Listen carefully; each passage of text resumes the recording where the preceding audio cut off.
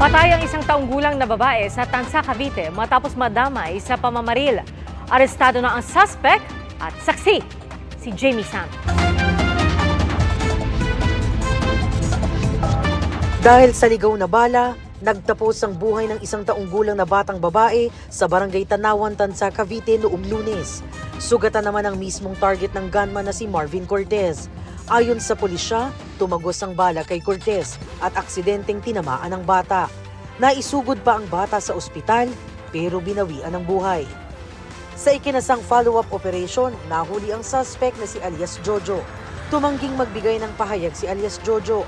Ayon sa Tanza Municipal Police Station, nasampahan na ng reklamong murder ang suspect kaugnay sa pagkamatay ng bata. Nag-imbestiga pa rin para ma-establish natin yung motibo kung bakit nangyari yung krimen o bakit binaril yung tao doon kaya may nadamay na bata. Hinihintay pa rin daw ng mga pulis ang sinumpaang salaysay ni Cortez na nakakonfine pa sa ospital.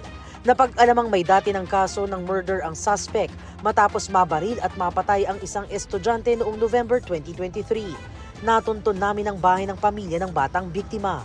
Humingi ng privacy ang magulang ng bata. Nais daw muna nilang makapagluksa. Para sa GMA Integrated News, Jamie Santos ang inyong saksi. Mga kapuso, sama-sama tayong maging saksi.